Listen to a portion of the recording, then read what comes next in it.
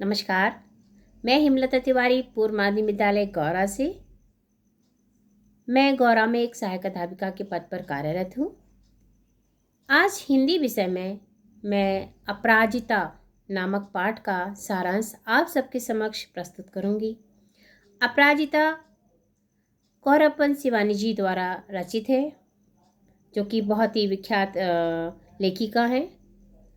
अपराजिता एक दिव्यांग लड़की के अदम्य साहस एवं विलक्षण प्रतिभा का वर्णन करते हुए स्पष्ट किया गया है कि व्यक्ति की दृढ़ इच्छा शक्ति से विपरीत परिस्थितियों में भी अपना लक्ष्य प्राप्त कर सकते हैं। बिल्कुल सही। बच्चों, दिव्यांग होना अभिशाप नहीं है।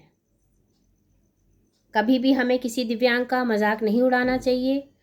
कोई भी व्यक्ति कभी भी किसी भी समय किसी भी हालत में दिव्यांग हो सकता है, इसलिए हमें कभी किसी का मजाक नहीं उड़ाना चाहिए, बल्कि उसके उत्साह का हमेशा प्रशंसा करके उसके आत्मविश्वास को बढ़ाना चाहिए।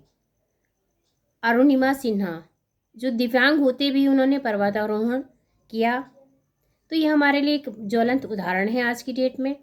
वैसे ही हमारी इस पुस्तक में डॉक्टर चंद्रा, जिनका सर से नीचे का पूरा धड़ सुन्न था, उनको बुखार आया और इंजेक्शन लगा और उनका सारा शरीर सुन्न हो गया।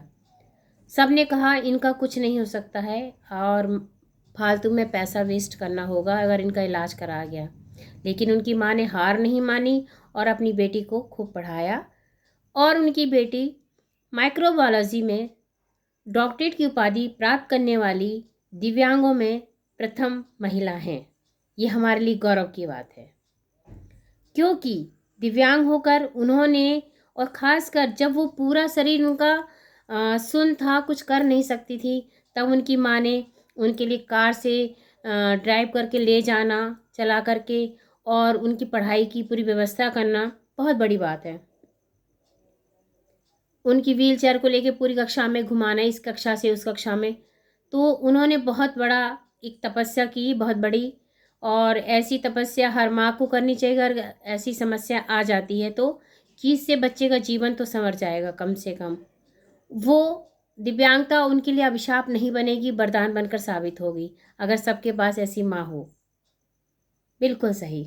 मैं भी चाहती हूँ कि हर बच्चा एक दूसरे की इस तरह सहायता करे और कोई भी हमारे देश में दिव्यांग न बनकर रहकर एक अपराजिता बने, डॉक्टर चंद्रा की तरह। डॉक्टर चंद्रा ने अपनी मेहनत के बल पर, अपनी इच्छा शक्ति के बल पर, अपनी लगन के बल पर ये मुकाम हासिल किया है और अपनी माँ के बल पे।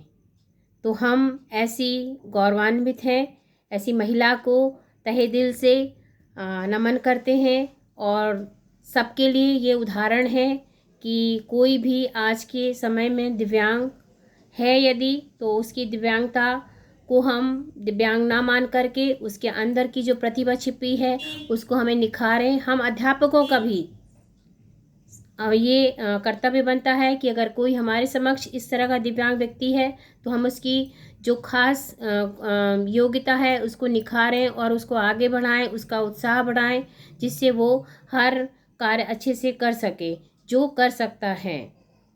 धन्यवाद।